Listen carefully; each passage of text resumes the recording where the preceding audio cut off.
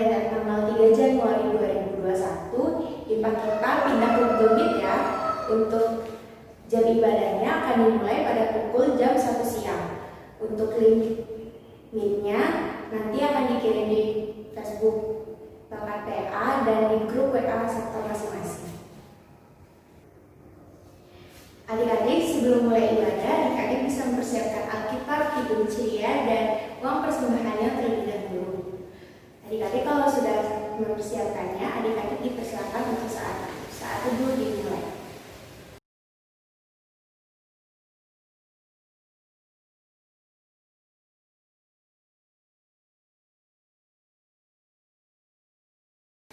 Saat teduh selesai, adik-adik, mari kita bangkit berdiri sebelum kita mulai ibadah. Mari kita berdoa. Mari kita berdoa. Terima kasih Tuhan Yesus, terima kasih Tuhan karena Tuhan Yesus telah menjaga dan melindungi dari tidur malam kami sehingga kami dapat bangun di pagi hari ini dan mengikuti IPA pada pagi hari ini Tuhan.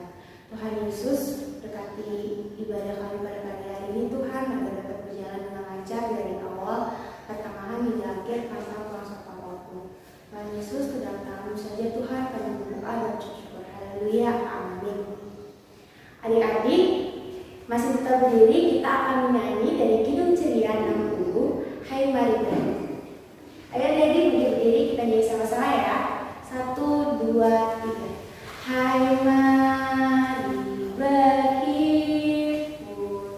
dan bersukaria, hai mari semua ke Betlehem. Lihat yang lahir, Raja bala sorga, sembah dan puji Dia, sembah dan puji Dia, sembah dan puji Dia Tuhanmu. Adik-adik, sekarang kita akan masuk dalam bacaan Mazmur. Adik-adik bisa ambil Alkitabnya. Kita akan membaca dari Mazmur 98 ayat 4 sampai 9. Kalau kita ulangi sekali lagi, kita akan baca dari Mazmur 98 ayat 4 sampai 9. Kalau ada yang sudah ketemu, kita baca sama-sama ya. 1, 2, 3. Bersorak-soraklah bagi Tuhan, hai seluruh bumi. Bergembiralah, bersorak-soraklah, dan bermasmurlah. Bermasmurlah bagi Tuhan dengan kecapi dan lagu yang nyanyi, dengan nafiri dan sangkakala yang nyanyi. Bersorak-soraklah di hadapan Raja, yakni Tuhan. Biarlah gunung laut serta isinya, dunia serta yang diam di dalamnya.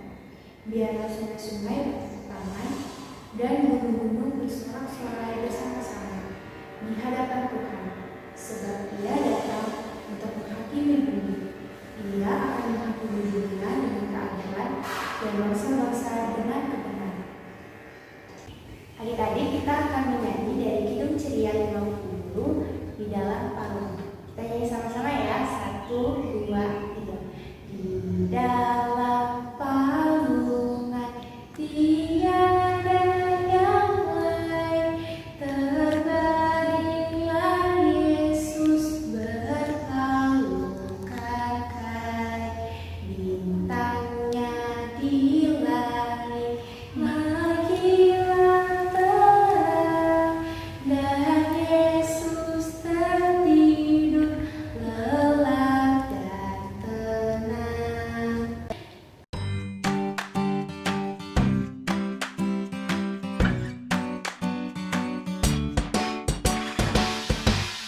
Oke adik-adik, sebelum mendengarkan firman, mari kita berdoa. Berdoa dimulai. Ya Tuhan, kembali kami datang ke hadirat-Mu Tuhan Yesus untuk kembali mendengarkan firman kebenaran-Mu Tuhan Yesus. Dan pimpin sertai kami yang mendengarkan maupun yang akan menyampaikan firman-Mu Tuhan Yesus, agar setiap apa yang kami dengarkan bisa berkenan, berguna bagi kehidupan kami sehari-hari. Inilah doa dan permohonan anak-anak-Mu Tuhan Yesus. Hanya dari dalam tangan pengasihan-Mu kami berdoa dan bersyukur. Haleluya. Amin. Oke adik-adik, sekarang kita akan membaca firman Tuhan yang terambil dari Matius 2 ayat 19 sampai ke 23. Kakak ulangi, Matius 2 ayat 19 sampai ke 23. Kakak mulai baca. Kembali dari Mesir. Setelah Herodes mati, nampaklah malaikat Tuhan kepada Yusuf dalam mimpi di Mesir. Katanya, bangunlah, ambillah anak itu serta ibunya, dan berangkatlah ke tanah Israel. Karena mereka yang hendak membunuh anak itu sudah mati. Lalu Yusuf pun bangunlah. Diambilnya anak itu serta ibunya, dan pergi ke tanah Israel. Tetapi setelah didengarnya bahwa Archelaus menjadi raja Yudea menggantikan Herodes ayahnya, ia takut ke sana karena dinasihati dalam mimpi. Pergilah Yusuf ke daerah Galilea. Setibanya di sana, ia pun tinggal di sebuah kota yang bernama Nazaret. Hal itu terjadi supaya genaplah firman yang disampaikan oleh nabi-nabi bahwa ia akan disebut orang Nazaret. Itulah firman Tuhan. Halo adik-adik, kakak akan membahas firman kita yang telah kita baca tadi. Tapi sebelum kakak bahas firman yang kakak baca, kakak mau tanya adik-adik. Baru 2 hari yang lalu, tanggal 25 Desember, kita kan telah merayakan hari yang besar, yaitu hari Natal. Bagaimana adik-adik? Apakah adik-adik bersukacita merayakan Natal 2 hari yang lalu? Saya yakin pasti adik-adik sangat bersukacita. Dari setiap tahun ke tahun, hari Natal adalah hari yang sangat favorit. Bahkan pribadi, menurut kakak sendiri, hari Natal adalah hari terbaik di setiap tahun. Dan ya pasti sangat bersukacita karena di hari Natal selalu ada kado, baju baru, ada hiasan Natal di rumah, bisa ketemu keluarga, beribadah bersama. Pokoknya hari Natal memang hari yang sangat bersukacita untuk kita semua. Tapi apakah adik-adik tahu di balik hari Natal ada cerita yang sangat sedih? Sangat sedih. Adik-adik tahu kan, Natal adalah hari di mana Tuhan Yesus dilahirkan. Tapi di hari Natal memberikan di mana Tuhan Yesus dilahirkan itu memberikan suatu perjalanan yang sangat sulit, sangat bisa dibilang sangat sedih terutama untuk kedua orang Tuhan Yesus, yaitu Maria dan Yusuf, dan juga untuk bayi Yesus yang bisa dibilang terancam dibunuh oleh Raja Herodes pada saat itu. Di judul bacaan kita pada minggu ini, yaitu kembali dari Mesir. Kalian tahu siapa yang kembali dari Mesir? Yaitu bayi Yesus dan Maria dan Yusuf. Kenapa bisa mereka kembali dari Mesir? Sebelum Yusuf dan Maria dan bayi Yesus ke Mesir, mereka saat itu ada di Bethlehem. Di Bethlehem ini di mana bayi Yesus dilahirkan. Dan pada saat itu, di Bethlehem ini berkuasa seorang raja yang bernama Herodes. Herodes sangat sayang dengan tahtanya. Karena rasa sayangnya dengan tahtanya ini, dia takut seorang pun untuk merebut tahtanya. Pada saat Tuhan Yesus dilahirkan, bayi Yesus dilahirkan, ada orang-orang Majus yang ingin memberikan hadiah untuk bayi Yesus. Orang-orang Majus itu orang-orang yang mereka semacam orang-orang yang berpatokan tahu tentang astrologi. ya semacam astrologi lah mereka.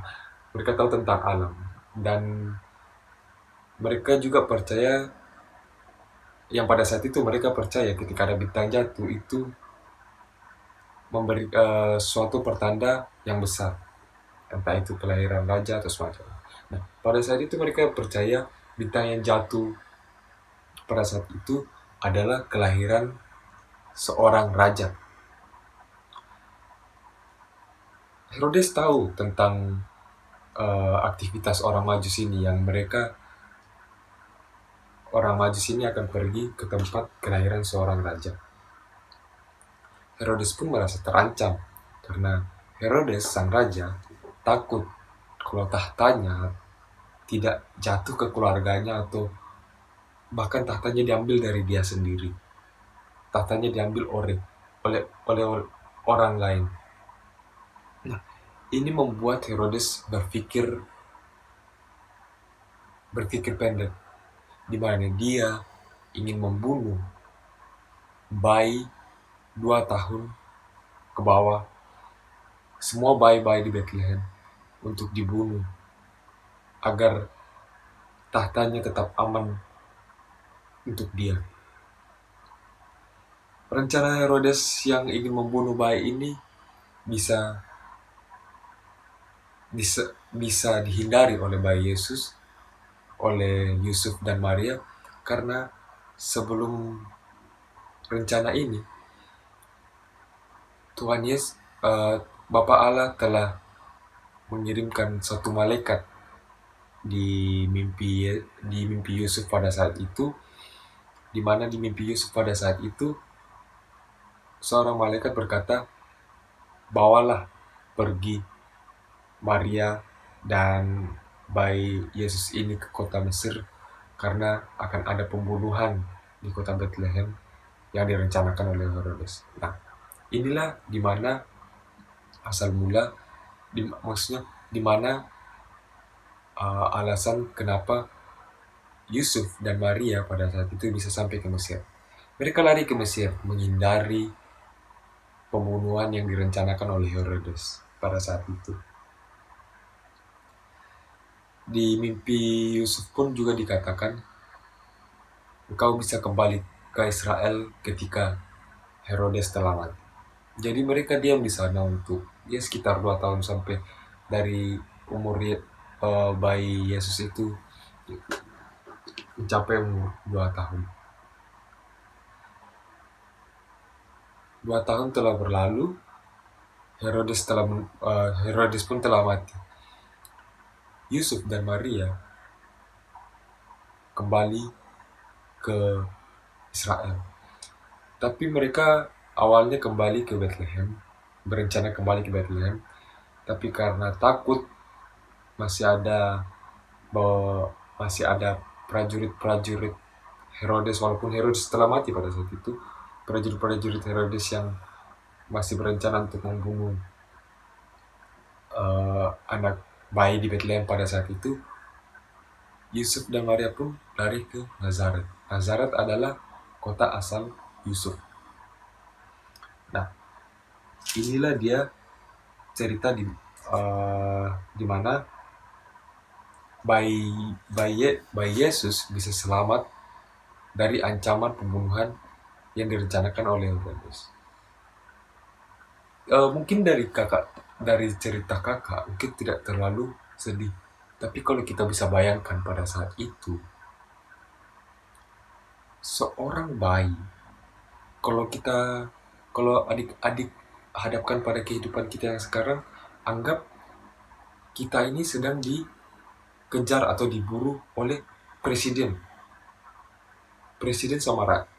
Anggaplah presiden seperti raja pada saat itu, yang bisa melakukan apa saja yang maksudnya mereka bisa dengan gampang mengirim prajurit, atau bisa kita bilang pada saat ini tentara, polisi, untuk memburu satu orang bayi. Jadi perjalanan Yusuf dan Maria dan bayi Yesus pada saat itu sangat sulit. Mereka harus ke Mesir. Mereka ke Mesir itu nggak ada kendaraan seperti bus, motor, atau mobil. Mereka jalan. paling tidak mereka menggunakan keledai pada saat itu. Walaupun menggunakan keledai, berpindah dari negara ke negara itu bukan hal yang bukan perjalanan yang pendek, itu perjalanan yang jauh. Mereka pun kembali ke Bethlehem. Ke Bethlehem pun masih mereka takut karena mereka takut masih ada prajurit Herodes yang pada saat itu ingin membunuh anak-anak kecil, dan mereka tidak jadi ke Bethlehem, mereka justru ke Nazaret. Ya, Nazaret pada saat itu tempat asal Yusuf. Segitu perjalanan Yusuf, Maria, dan bayi Yesus. Karena di masa Tuhan Yesus bayi telah mendapatkan ancaman yang sangat besar. Tapi apakah adik-adik berpikir kenapa seorang keluarga kecil bisa selamat dari ancaman seorang raja yang besar yang mempunyai kuasa dan tahta yang besar? Kenapa bisa? Alasannya cuma satu. Keberhasilan apapun alasannya itu cuma satu, yaitu karena kuasa Bapa Allah. Allah Bapa memberikan rencana kepada kita semua, kepada Yusuf, kepada Maria, memberikan rencana. Ketika kita mau percaya, ketika kita mau mengikuti rencana-rencana yang telah disiapkan oleh Tuhan, oleh Allah Bapa, tiada siapapun yang bisa mengganggu kita. Bahkan seorang raja yang pada saat itu yang berkuasa, memiliki banyak prajurit, mereka pun tidak bisa mendapatkan bayi Yesus. Yang pada saat itu bayi Yesus hanya dilindungi oleh Maria dan Yusuf, yang mereka hanya keluarga kecil. Tapi karena kuasa, karena rencana. Di sini kita mau diajarkan tentang hidup manusia tidak diukur dari apa yang dinilai dari dunia. Dunia seringkali menilai hidup seorang berdasarkan materi, status, sementara bayi Yesus lahir diwarnai dengan kesadaran, bahkan kesedihan. Keberpihakan Allah terhadap manusia yang lemah, rapuh dan menderita, itulah yang disalami oleh hadirnya bayi Yesus.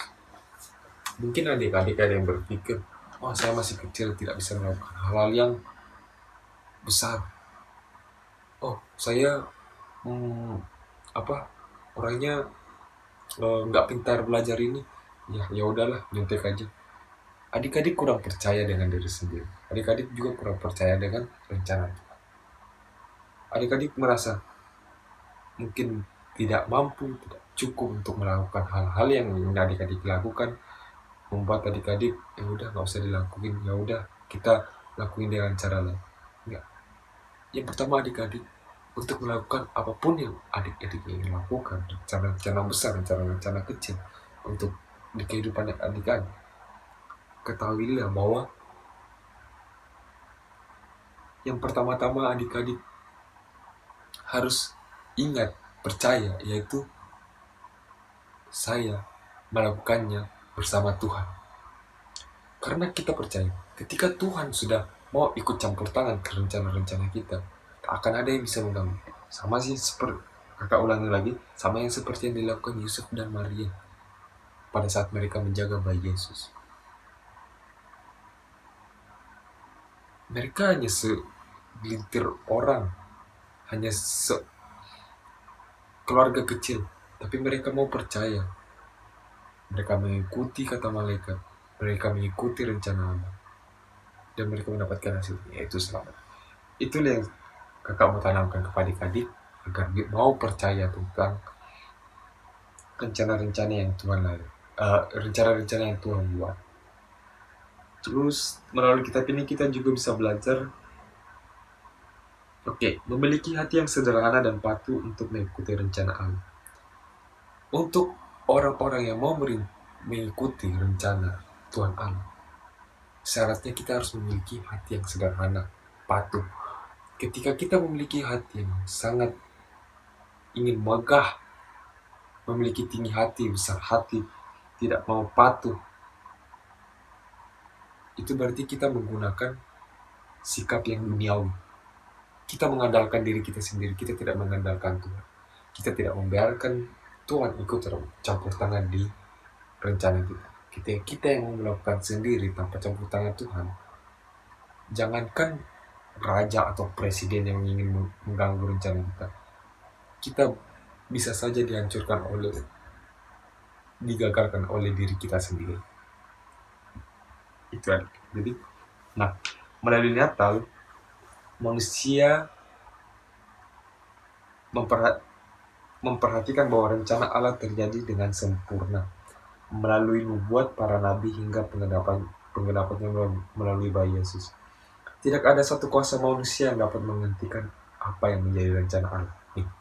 Tidak ada satu kuasa manusia yang dapat menghentikan apa yang menjadi rencana Allah. Tidak ada. Setinggi apapun jabatan kuasamu di bumi, kalau sudah Allah yang ikut campur tangan, tak akan ada yang bisa menghancurkan rencana Allah.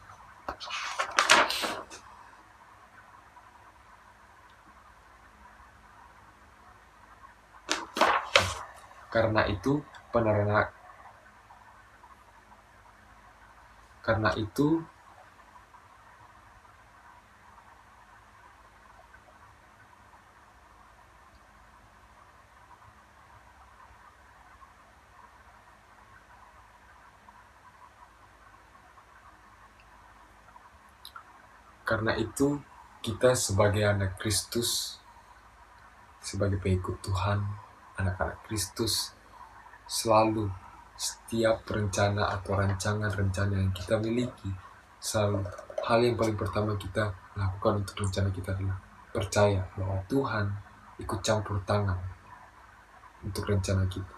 Kita sebagai manusia bisa melakukan apapun yang kita mau lakukan di bumi ini,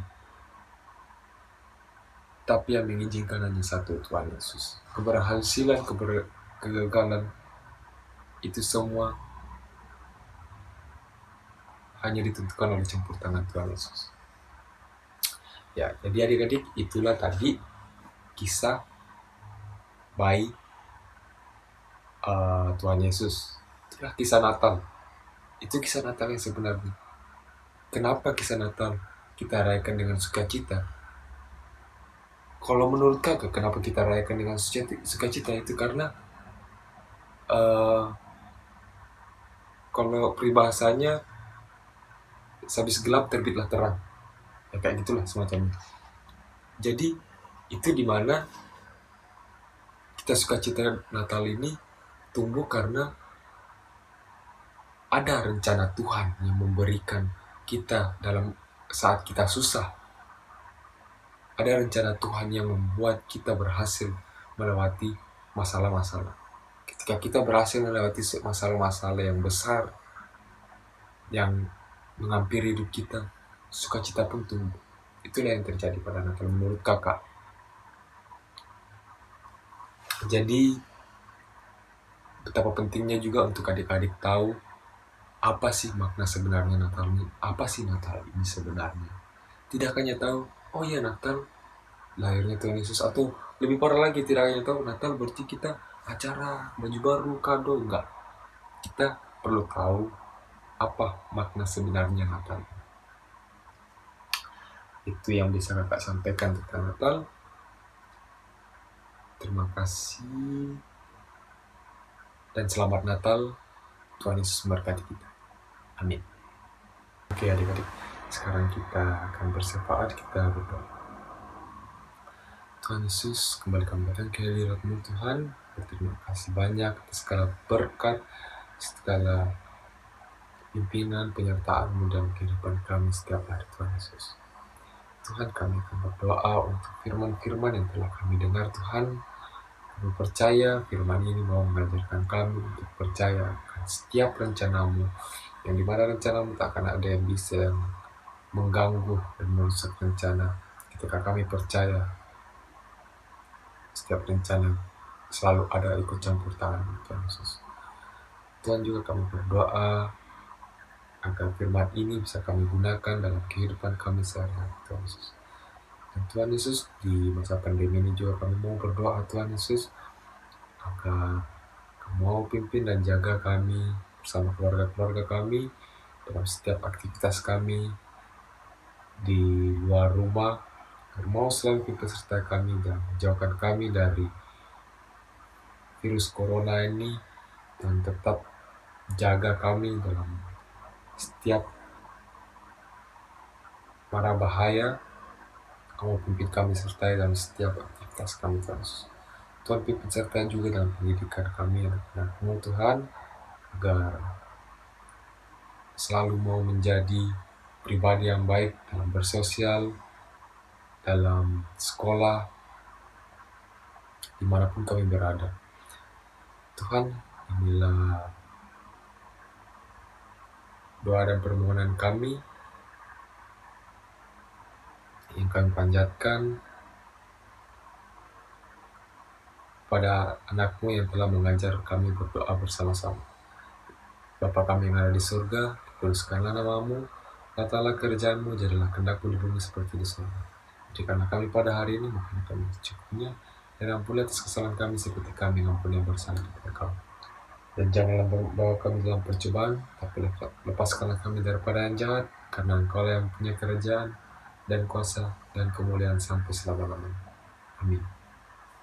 Adik-adik, setelah kita akan masuk dalam persembahan, adik-adik bisa mempersiapkan uang persembahannya.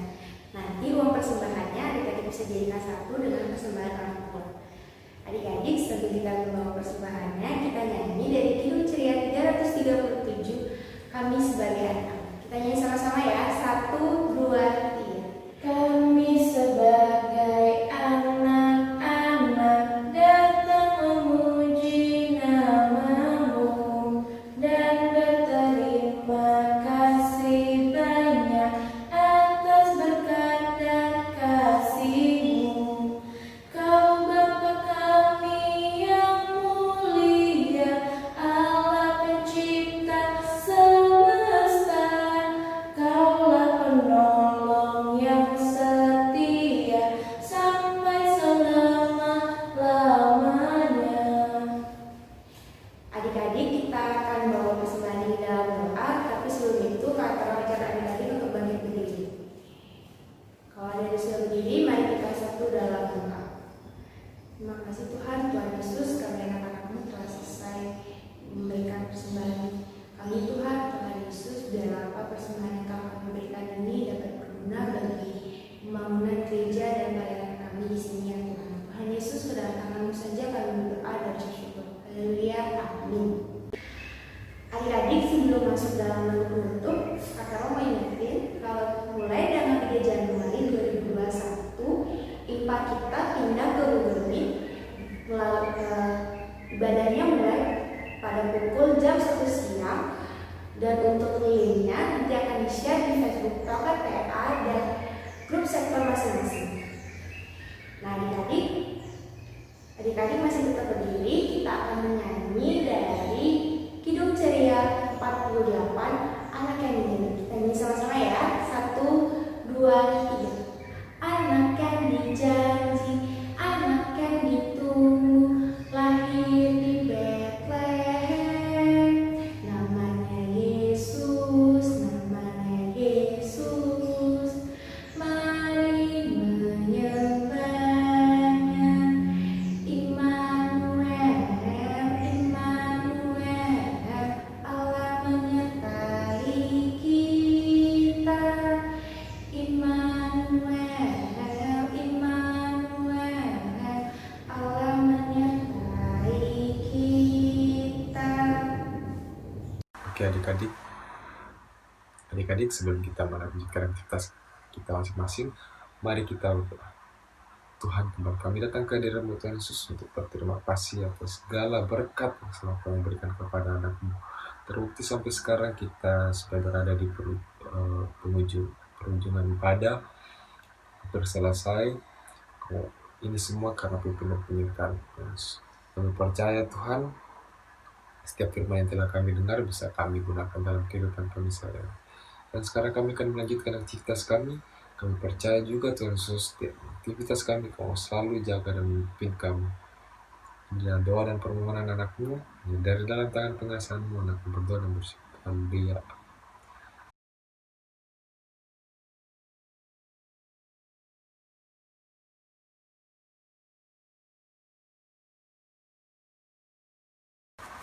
Selamat hari Minggu adik-adik, dan selamat Natal juga. Tuhan Yesus memberkati.